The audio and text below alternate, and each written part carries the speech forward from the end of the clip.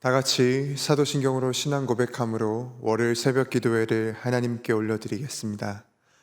전능하사 천지를 만드신 하나님 아버지를 내가 믿사오며 그 외아들 우리 주 예수 그리스도를 믿사오니 이는 성령으로 잉태하사 동정녀 마리아에게 나시고 본디오 빌라도에게 고난을 받으사 십자가에 못 박혀 죽으시고 장사한 지 사흘 만에 죽은 자 가운데서 다시 살아나시며 하늘에 오르사 전능하신 하나님 우편에 앉아 계시다가 저리로서 산자와 죽은 자를 심판하러 오시리라.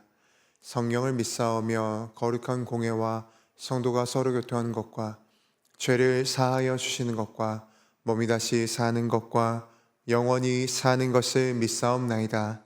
아멘. 오늘 우리에게 주신 하나님의 말씀은 고린도전서 9장 24절에서 10장 13절까지의 말씀입니다. 신약성경 274면에 있는 고린도전서 9장 24절에서 10장 13절까지의 말씀을 봉독해 드리겠습니다. 운동장에서 다름질하는 자들이 다 달릴지라도 오직 상을 받는 사람은 한 사람인 줄을 너희가 알지 못하느냐. 너희도 상을 받도록 이와 같이 다름질하라. 이기기를 다투는 자마다 모든 일에 절제하나니 그들은 썩을 승리자의 관을 얻고자 하되 우리는 썩지 아니할 것을 얻고자 하노라. 그러므로 나는 다름질하기를 향방 없는 것 같이 아니하고 싸우기를 허공을 치는 것 같이 아니하며 내가 내 몸을 쳐 복종하게 함은 내가 남에게 전파한 후에 자신이 도리어 버림을 당할까 두려함이로다. 형제들아, 나는 너희가 알지 못하기를 원하지 아니하노니 우리 조상들이 다 구름 아래에 있고 바다 가운데로 지나며 모세에게 속하여 다 구름과 바다에서 세례를 받고 다 같은 신령한 음식을 먹으며 다 같은 신령한 음료를 마셨으니 이는 그들을 따르는 신령한 반석으로부터 마셨음에 그 반석은 곧 그리스도시라. 그러나 그들의 다수를 하나님이 기뻐하지 아니하셨으므로 그들이 광야에서 멸망을 받았느니라. 이러한 일은 우리의 본보기가 되어 우리로 하여금 그들이 악을 즐겨한 것 같이 즐겨하는 자가 되지 않게 하려 함이니 그들 가운데 어떤 사람들과 같이 너희는 우상 숭배하는 자가 되지 말라. 기록된 바 백성이 앉아서 먹고 마시며 일어나서 뛰논다 함과 같으니라. 그들 중에 어떤 사람들이 음행하다가 하루에 2만 3천 명이 죽었나니 우리는 그들과 같이 음행하지 말자. 그들 가운데 어떤 사람들이 주를 시험하다가 뱀에게 멸망하였나니 우리는 그들과 같이 시험하지 말자. 그들 가운데 어떤 사람들이 원망하다가 멸망시키는 자에게 멸망하였나니 너희는 그들과 같이 원망하지 말라. 그들에게 일어난 이런 일은 본보기가 되고 또한 말세를 만난 우리를 깨우치기 위하여 기록되었느니라. 그런즉 선줄로 생각하는 자는 넘어질까 조심하라. 사람이 감당할 시험 밖에는 너희가 당할 것이 없나니 오직 하나님을 믿부사 너희가 감당하지 못할 시험 당함을 허락하지 아니하시고 시험 당할 즈음에 또한 피할 길을 내사 너희로 능히 감당하게 하시느니라. 아멘. 선줄로 생각하는 자는 이라는 제목으로 하나님의 말씀을 나누고자 합니다. 오늘 우리가 읽은 본문은 사도 바울이 이렇게 고백하면서 시작됩니다. 9장 24절입니다. 운동장에서 다름질하는 자들이 다 달릴지라도 오직 상을 받는 사람은 한 사람인 줄을 너희가 알지 못하느냐. 너희도 상을 받도록 이와 같이 다름질하라. 지금 사도 바울은요, 인생을 경주에 비유하고 있습니다. 끝까지 달리라 라고 격려하지요. 운동선수가요, 절제하듯이 너희도 절제하라 라고 말합니다. 썩을 승리자의 관도 그렇게 얻으려고 했었는데 하물며 썩지 아니할 관을 얻으려고 우리는 어떠냐고 이어서 말하고 있습니다. 우리가 참 잘 아는 말씀이지요. 성경에도 많이 이 이야기가 나옵니다. 하지만 이 이야기 끝에 26절과 27절을 보시면 갑자기 바울은요, 자기 자신 이야기를 하고 있습니다. 26절과 27절입니다. 그러므로 나는 다름질하기를 향방 없는 것 같이 아니하고 싸우기를 허공을 치는 것 같이 아니하며 내가 내 몸을 쳐 복종하게 함은 내가 남에게 전판 후에 자신이 도리어 버림을 당할까 두려함이로다.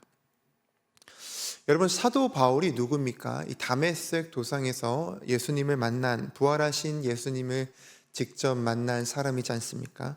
수많은 교회를 세운 이방인의 사도라고 불렸습니다. 그런 바울이 지금 무엇을 두려워하고 있다라고 말하고 있습니까? 내가 도리어 버림을 당할까봐 두려워하고 있다는 겁니다. 이는 어떤 의미를 가지고 있냐면 시험을 통과하지 못해 자격 미달로 탈락한다라는 뜻을 가지고 있습니다. 이상합니다. 바울은 복음을 전파한 사람이다. 그 입으로 수많은 사람을 구원의 길로 인도한 사람입니다. 그런 사람이 혹시 나는 탈락하지 않을까 하고 자기 몸을 쳐서 지금 복종시킨다라고 말하고 있습니다. 왜 그가 그런 말을 했을까요? 우리 함께 10장의 내용을 통해 바울이 어떤 의미로 말했는지를 함께 발견하고자 합니다. 그래서 우리를 붙드시는 하나님을 우리가 함께 발견하기를 주님의 이름으로 축원합니다. 그럼 함께 1절을 보기 원합니다. 1절입니다. 형제들아, 나는 너희가 알지 못하기를 원하지 아니하노니 우리 조상들이 다 구름 아래 있고 바다 가운데로 지나며. 여기서 말하는 조상들은 누구를 가리킨 걸까요? 출애굽한 이스라엘 백성들을 가리킵니다. 바울은 그들에게 무슨 일이 있었는지 우리에게 꼭 알아야 된다라고 말하고 있는데요.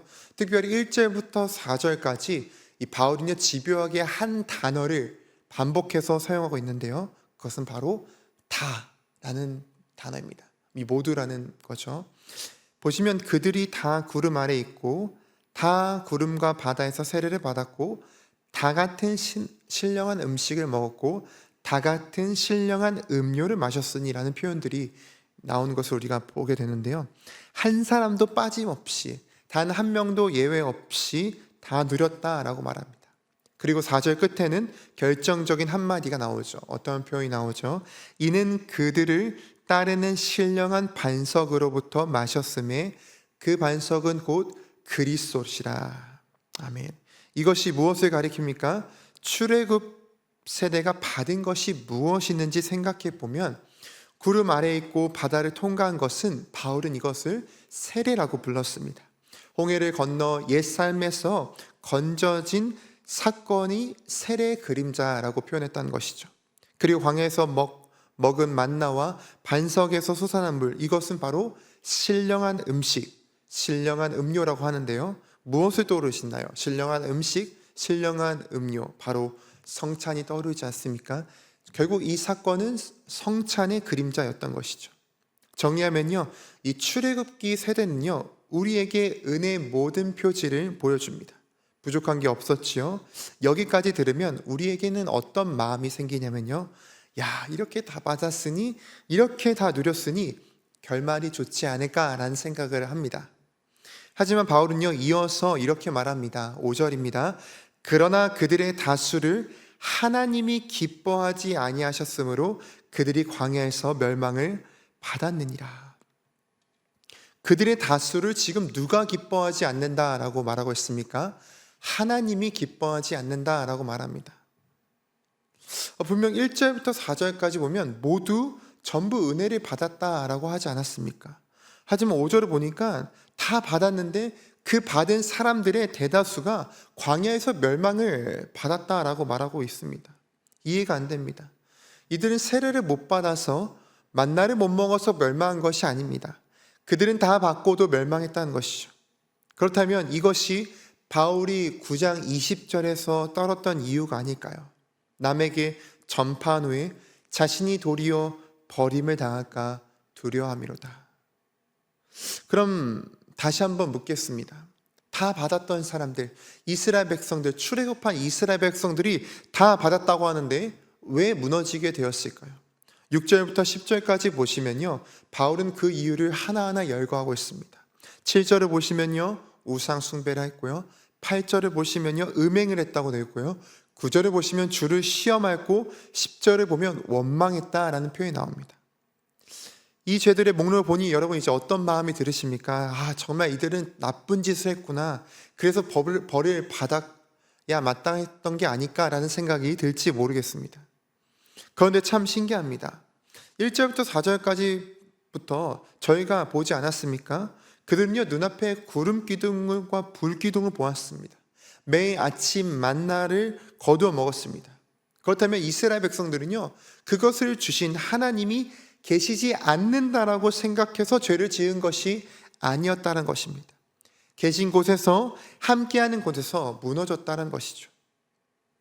그럼 한번 잠시 우리의 삶을 보기 원합니다. 저와 여러분은 어디서 무너지고 있습니까?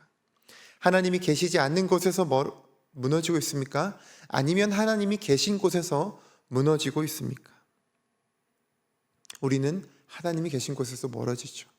그렇다면 우리가 한번 우리의 자신과 이 출애굽한 이스라엘 백성들을 한번 같이 생각해 보았으면 좋겠습니다. 왜 그랬을까요? 우린 또 왜 그럴까요?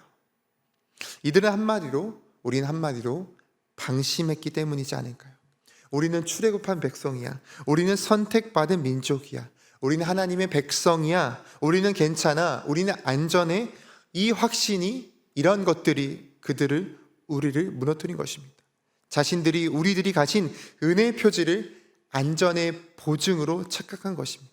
물론 맞습니다. 하지만 사랑하는 성도님들, 지금 바울이 이 광야 이야기를 누구에게 들려주고 있는지를 기억해야 됩니다. 누구에게 지금 들려주고 있습니까? 고린도전서니까 고린도 교회이지 않습니까? 그리고 고린도 교인들이 지금 무슨 말을 하고 있는지 아십니까? 바로 앞장이었죠. 8장에서 그들은 이렇게 말했어요. 우리는 다 지식이 있다. 우상은 아무것도 아니다. 그러니 우상의 재물을 먹어도 우리에게는 아무 문제가 없다라고 말한 사람들이지 않습니까? 우리는 안다. 우리는 자유하다. 우리는 성숙하다. 우리는 안전하다.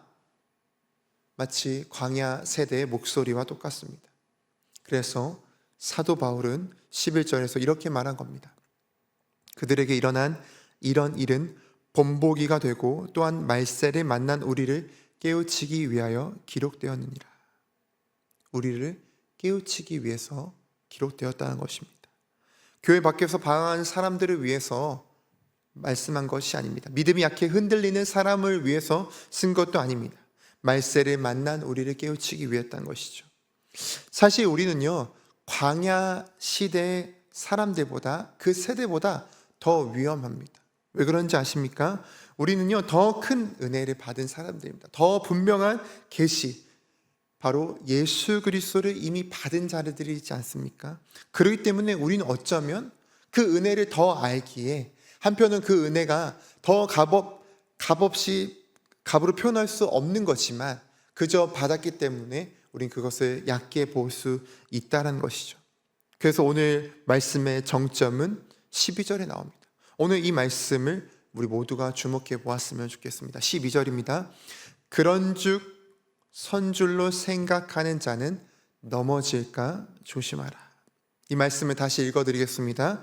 그런즉 선줄로 생각하는 자는 넘어질까 조심하라. 바울은 지금 누구에게 말하고 있습니까? 넘어진 자들입니까? 아닙니다. 믿음이 약한 자에게 하는 말씀입니까? 그렇지 않습니다. 선줄로 생각하는 자에게 말하고 있습니다. 자기가 확실히 서 있다고 자신하는 사람에게 말하고 있다는 겁니다. 그렇다면 이 사람은요, 교회 밖에서 방황하는 사람이 아니죠. 매주 빠짐없이 교회에 나오는 사람입니다. 봉사하는 사람이고요, 성찬에 참여하는 사람이고요, 세례를 받은 사람입니다. 성경을 알고 교리도 아는 사람입니다. 나는 확실히 구원을 받았어. 이 정도면 흔들리지 않아. 나는 안전해. 이렇게 말하는 사람입니다. 가장 확신에 찬 사람이죠. 하지만 어쩌면 이런 사람이 위험하다는 것을 우리가 발견하게 됩니다. 그렇다면 우리의 태도는 어떻게 해야 될까요? 혹시 저와 여러분도 이런 태도가 있다면 어떻게 해야 될까요? 어렵지 않습니다. 이 경고 앞에서 우리가 먼저 정직하게 인정하는 겁니다. 나는 선줄로 생각했구나. 나는 선줄로 생각했구나. 이것이 무엇을 가리킵니까? 지금까지 내가 무엇을 붙들고 안심해왔는지를 보는 것이죠. 한번 우리가 조용히 생각해 볼까요?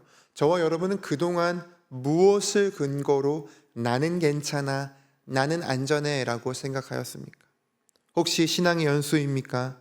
교회에서 맡은 직분입니까? 빠지지 않는 예배 참여입니까? 물론 귀한 것들이지요. 하지만 다시 한번 우리가 곰곰이 생각해 보았으면 좋겠습니다. 바로 이것들이 저와 여러분의 안전의 근거입니까? 만약 그랬다면 어쩌면 저와 여러분의 자리는 곧 광야 세대가 서 있던 자리이지 않을까요? 그도 똑같았습니다. 우리가 출애굽했으니까, 우리는 만나를 먹으니까 바로 그 자리에서 그들은 선줄로 생각하여서 무너졌다는 겁니다. 그렇다면 우리는 어떻게 고백해야 될까요? 어떤 태도를 가져야 될까요? 나는 선줄로 생각하는 자의 반대가 나는 형편없는 성도야 라는 말일까요? 그렇지 않습니다. 신앙의 근거를 옮기라는 겁니다. 내 안전의 근거를 나 쪽에서 하나님 쪽으로 옮기라는 것이죠. 내가 서 있다 해서 하나님이 나를 서게 하신다라고 바꾸는 것이라는 겁니다. 그러면 정말 하나님이 우리를 서게 하실까요? 오늘 성경 마지막 본문은 그것을 저와 여러분에게 증언합니다. 우리 한번 13절 말씀 보기 원합니다. 사람이 감당할 시험 밖에는 너희가 당할 것이 없나니 오직 하나님은 미쁘사 너희가 감당하지 못할 시험 당함을 허락하지 아니하시고 시험 당할 즈음에 또한 피할 길을 내사 너희로 능히 감당하게 하시느니라. 아멘. 사랑하는 성도님들, 12절의 경고를 우리가 함께 보았습니다. 선줄로 생각하는 자는 넘어질까 조심하라 라고 하지 않았습니까? 그 경고의 대답은 무엇입니까? 너가 더 붙들어라 라는 경고가 아니었습니다. 더 긴장하고 더 노력해란 말도 아니었습니다. 답은 무엇입니까? 성경의 13절에 나오죠. 오직 하나님은 미쁘십니다. 오직 하나님은 미쁘십니다. 이거의 근거가 있다는 것을 보게 됩니다. 이 한 절의 주어를 처음부터 끝까지 따라가면 이렇게 됩니다. 감당하지 못할 시험을 허락하지 아니하신 분 하나님이십니다. 피할 길을 내시는 분은 하나님이십니다. 우리가 능히 감당하게 하시는 분은 하나님이십니다. 그렇다면 하나님의 시선으로 우리가 돌리는 거죠. 그러면 하나님은 미쁘시다 해서 미쁘시다는 것은 무엇을 가리킵니까? 멀리서 찾을 것이 없죠. 방금 우리가 본 그 모습이 미쁘심입니다. 시험을 제어할 힘을 주시고 허락하시고 빠져날 길을 미리 마련해 주시고 끝내 감당하게 하시는 분, 그리고 한 걸음 한 걸음마다 당신의 선하심을 알게 하시는 분, 그것이 바로 미쁘다, 다시 말해 신실하다는 뜻입니다. 사랑하는 성도님들, 이 미쁘신 하나님이 바로 저와 여러분의 하나님이 되심을 믿으시기 바랍니다. 우리가 흔들리는 오늘도 그분은 흔들리지 않습니다. 신실하시기 때문이죠. 우리가 놓치는 순간에도 그분은 놓지 않으십니다. 신실하시기 때문이죠. 지금 이 순간에도 그 미쁘신 손이 저와 여러분을 붙들고 계시다라는 것입니다.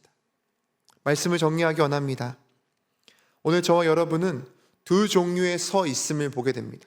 하나는 선줄로 생각하는 서 있음이었습니다. 자기 신앙의 이력을 의지하는 서 있음이었죠. 나는 세례를 받았고 나는 봉사하고 나는 안다. 마치 광야 세대의 서 있음입니다. 이 서 있음은 결국 어떻게 됩니까? 무너집니다. 다른 하나의 서 있음은 무엇입니까? 신실하신 하나님께 붙들려 서 있음입니다. 먼저 정직하게 인정한 거죠. 나는 정직하게, 나는 선줄로 생각합니다. 나는 넘어질 수 있구나 라고 인정한 거죠. 그리고 나서 그 빈손을 누구께 맡기는 겁니까? 미쁘신 하나님께 맡기는 겁니다. 신실하신 하나님께 맡기는 것이죠. 그래서 이 서 있음은 결코 무너지지 않게 됩니다. 왜 그럴까요? 내가 서 있는 것이 아니라 그분이 나를 세우고 계셨기 때문이죠. 우리의 안전은요, 사랑하는 성도님들, 우리의 손에 있지 않습니다. 우리의 손에 있다면 이것이 잃지 않기 위해 얼마나 바둥바둥하면서 살아갈까요? 하지만 우리의 안전은 우리의 손에 있는 것이 아니라 누구의 손에 있다고요? 하나님의 손에 있다는 것이죠. 그 미쁘신 하나님의 손에 저와 여러분이 있다는 그 사실을 오늘 꼭 믿으시기 바랍니다. 말씀을 정리하기 원합니다. 우리는 예수 그리스도의 손에 있습니다. 그런데 잘 보시면 백성이 원망했어도 우상을 만들 때도 그분은 떠나지 않으시고 그들을 따르셨다는 것을 우리가 출애굽기 말씀을 통해서 듣는 이야기지 않습니까? 지금도 그렇다는 거 말씀드리고 싶습니다. 우리가 세우신 그 미쁘신 손은요, 십자가에서 우리를 위해 찢기신 바로 그 손입니다. 우리를 따라다니는 반석, 우리를 위해 자기를 내어주신 그리스도께서 지금 저와 여러분을 붙들고 계시다는 것이죠. 그렇기 때문에 바울은요, 날마다 자기 몸을 쳐 복종시킨 것은요, 불안해서가 아니었습니다. 자기를 믿지 않았기 때문이죠. 그러면서도 절망하지 않는 것은 미쁘신 분을 믿었기 때문입니다. 사랑하는 성도님들, 선졸로 생각하지 마시기 바랍니다. 그러나 두려워하지도 마시기 바랍니다. 저와 여러분을 세우신 분은요, 미쁘신 분이십니다. 그러므로 그 붙들림 바 된 자가 바로 저와 여러분이라는 사실을 꼭 잊지 마시고 오늘 하루도 살아가는 가운데 그 미쁘신 하나님께 시선을 돌려 살아가는 저와 여러분이 되시길 주님의 이름으로 축원합니다. 기도하겠습니다. 미쁘신 하나님, 선줄로 생각했던 저희를 불쌍히 여겨 주시옵소서. 하나님, 광야 세대가 다 받고도 무너졌던 그 자리에 저희도 서 있음을 보게 되었습니다. 하나님이 안 계셔가 아니라 함께 하시는 그 자리에서 무너질 수 있음을 저희가 보게 됩니다. 하지만 이제 그것을 내려놓습니다. 감당하지 못할 시험을 허락하지 아니하신 분은 하나님이심을 우리가 보게 됩니다. 피할 길을 내시는 분은 하나님이심을 보았습니다.